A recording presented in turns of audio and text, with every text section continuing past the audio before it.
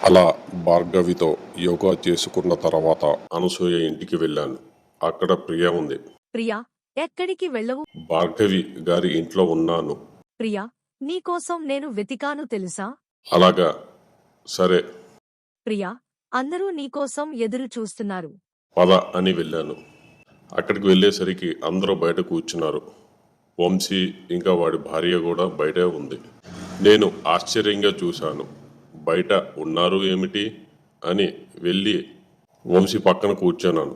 అనసూయ, ఎలా ఉంది బాబు మా ఊరు? నేను బాగుందంటీ. మనసులో మీ ఊరు కంటే ఇంటి అందాలే ఎక్కువే ఉన్నాయి. అవును ఆంటీ, అంకుల్ ఎక్కడ? అనసూయ, నువ్వు అడిగే వరకు నాకు గుర్తులేదు. వంశీ ఒక్కసారి నాన్నకి ఫోన్ చెయ్యండి. వంశీ ఫోన్ తీసి నాన్నకు ఫోన్ చేశాడు. కొద్దిసేపు రింగ్ అయిన తర్వాత ఫోన్ ఎత్తారు. హలో నాన్న, ఎక్కడ ఉన్నావు? సురేష్, నేను మరియు బాబాయ్ సంగీత ఇంటి దగ్గర ఉన్నాం. నేను అది విని షాక్ అయ్యి, ఏంటి ఇంత ధైర్యంగా చెప్తున్నాడు?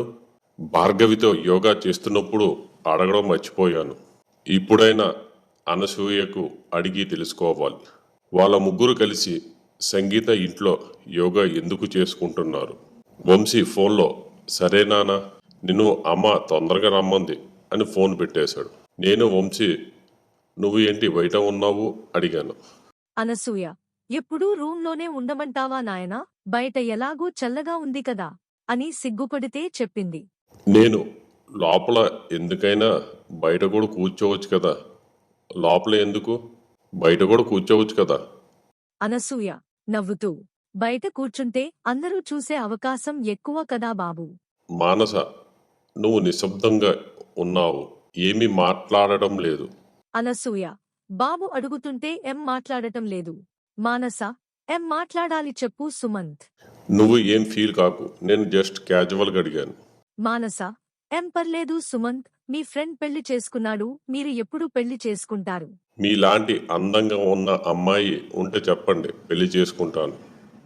మానస సిగ్గుపడుతూ, నేను అంతా అందంగా ఉండను కావాలని మీరు పొగుడుతున్నారు. నేను మీ అందం గురించి మీకు తెలియదు. మీ అత్తయ్య అందం మొత్తం మీకు వచ్చింది. దాంతో ఈసారి అనసూయ కూడా సిగ్గుపడింది. నేను తన కళ్ళల్లోకి చూస్తూ, నీకు కీర్తి సురేష్ తెలుసా? మానస, తెలుసు. ఏం? తనకంటే నువ్వు చాలా అందంగా ఉన్నావు. మానస, అందంగా కాదు మందంగా ఉన్నాను అనాలి. అమ్మాయిలు కట్టపుల్లలాగా ఉంటే బాగోరు, ఇలా చబ్బీగా ఉంటేనే బాగుంటారు. ఇంతలో ప్రియ మధ్యలో వస్తూ, మీ పొగడ్తలు పక్కన పెడితే అందరం అన్నం తిందాం. కానీ తన కళ్ళల్లో అనసూయ కనిపించింది. అలాగే అని అందరం లేస్తుంటే వంశీ వాళ్ళ నాన్న కూడా వచ్చారు. అందరం భోజనం చేశాం. భోజనం చేసిన తర్వాత నేను సోఫాలో కూర్చుంటే అనసూయ గారు వచ్చారు. అనసూయ గారు, మీరు నాకు ఒక మాట ఇచ్చారు, గుర్తుందా? గుర్తు ఉంది బాబూ. మరి ఎంత దూరం వచ్చింది? దానికి ఒక్కటే మార్గం ఉంది, ప్రియాను పెళ్లి చేసుకో. ఆమెతో పాటు మేమంతా నీకు దొరుకుతాం. నేను కాసేపు ఆలోచన పడ్డాను. అప్పుడు అనసూయ గారు మళ్ళీ అన్నారు, ఇప్పటికే నీకు పెళ్లి వయసు వచ్చేసింది. నీకు ప్రియా నచ్చితే చెప్పు, రేపే మా ఆయనతో మాట్లాడతాను. కాని మా ఆచారం ప్రకారం పూజ పూర్తయ్యాకే పెళ్లి జరగాలి. ఈ పూజ విషయం అస్సలు అర్థం కావడం లేదు. సింధు కూడా ఈ విషయం ఏదో చెప్పింది.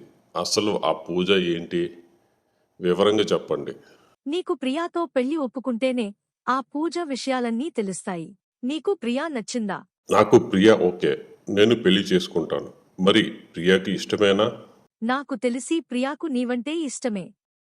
కాకపోతే రేపు సాయంత్రం నీ ఎదుటే ప్రియాను అడిగి నిజం చెప్పించేస్తా. ఇంతలో వంశీ వచ్చాడు. ఏమిటమ్మా అంత సీరియస్గా మాట్లాడుతున్నారు, ఏంటి విషయం? సుమంత్కి ఇష్టమైతే ప్రియాను ఇచ్చి పెళ్లి చేద్దామనుకుంటున్నా. వంశీ నా వైపు చూస్తున్నాడు. నేను నార్మల్గా తలదించుకున్నాను.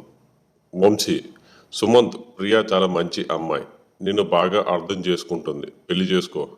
నా చెల్లి అని చెప్పను, కానీ నాకు నువ్వు ఎంతో, నా చెల్లి కూడా అంతే. నేను ఆలోచించి రేపు చెప్పుతాను అన్నాను. ఇంట్లోకి సింధు మరియు నవీన్ వచ్చారు. నేను సింధుతో, ఈరోజు నైటు యోగా చేద్దామా? సింధు ఈ రోజు నాకు అవదు సారీ, మేఘనకు అడుగు. నేను నో ప్రాబ్లం. నేను మేఘనాకు అడిగాను.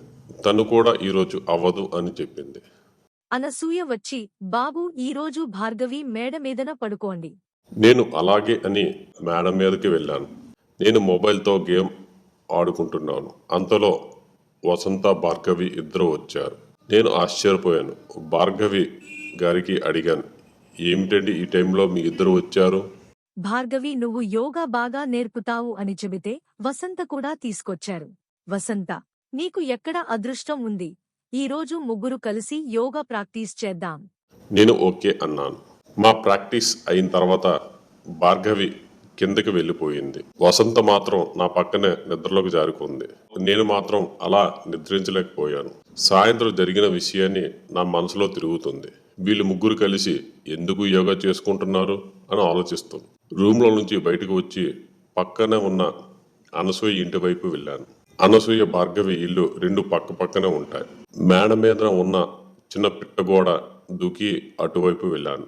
ఆలోచిస్తుంటే నెమ్మదిగా తలుపు సౌండ్ వినబడింది. మేడ మీద ఉన్న మెట్లు తలుపులు ఓపెన్ గానే ఉంది. ఆ తలుపులు తీస్తే అనసూయ ఇంట్లో నెమ్మదిగా వెళ్ళాను. ఇంట్లో లైట్ వేసి లేదు, కానీ లోపల ఓ గదిలో బెడ్ లైట్ వెలుగుతుంది. అదే వెలుతురులో ఇల్లు కాస్త మసకగా కనిపిస్తుంది. పక్కనే ఉన్న గదిలో నుంచి ఏదో మర్మమైన శబ్దం వినిపించింది. నేను నెమ్మదిగా కిటికీ వైపు వెళ్ళాను. ఆ రూమ్ లోపల నుండి వస్తున్న శబ్దం ఏమిటా తెలుసుకుందామని వెళ్ళాను. నేను అక్కడ చూసిన దృశ్యం నేను నమ్మలేకపోయాను. ఆ రూమ్ లోపల సింధు, మేఘన, నవీన్, శివ నలుగురు కలిసి యోగా ప్రాక్టీస్ చేస్తున్నారు. నేను అసలు నమ్మలేకపోయాను. ఎందుకైనా మంచిది అని వీడియో రికార్డ్ కూడా చేశాను. రికార్డ్ చేసిన తర్వాత వెళ్ళిపోదాం అనుకున్న టైంలో కింద నుండి ఎవరో అడుగుల శబ్దం. అనసూయ, రమేష్, సురేష్ ముగ్గురు కలిసి వస్తున్నారు. వాళ్ళకి కనిపించకుండా ఒక మూలన దాక్కున్నాను. అనసూయ వీళ్ళు నలుగురు ఉన్న రూమ్లో చూసి నవ్వుకుంటూ వెళ్ళిపోయింది. ఇంకో రూమ్లోకి వెళ్ళి అక్కడ వీళ్ళు ముగ్గురు యోగా చేసుకుంటున్నారు. నా మెదడు పూర్తిగా అయోమయంలో పడిపోయింది. నేను ఇప్పుడు ఎక్కడ ఉన్నాను? కలలో జరిగిందా? నేను నెమ్మదిగా కింద ఉన్న రూమ్లోకి వెళ్ళాను. అక్కడ అరుణ్, మానస, శివ ముగ్గురు కలిసి యోగా ప్రాక్టీస్ చేస్తున్నారు. నా మైండ్ మొత్తం పాడైపోయింది. అసలు నాకు ఇక్కడ ఏమి జరుగుతుందో అర్థం కావట్లేదు. నెమ్మదిగా మెట్లు ఎక్కి అనసూయ ఇంటి నుండి భార్గవి ఇంటికి వెళ్ళాను. అక్కడ వసంత పడుకుని ఉంటే వసంతకి లేపాను. వసంత, ఏంట్రా ఇప్పుడు నిద్రలేకపోతున్నావు? నేను చూసిందంతా చెప్పాను. వసంత నవ్వుతూ, నువ్వు ప్రియాకి పెళ్లి చేసుకో, నీకో మారు ప్రపంచమే తెలుస్తుంది సుమంత్. నేను అది తర్వాత విషయం. మీ ఫ్యామిలీ అందరూ ఎందుకు ఈ విధంగా చేస్తున్నారు? రేపు సాయంత్రం నీకు అన్నీ తెలుస్తాయి సుమంత్. అప్పుడు నీ కళ్లతోనే చూస్తావు.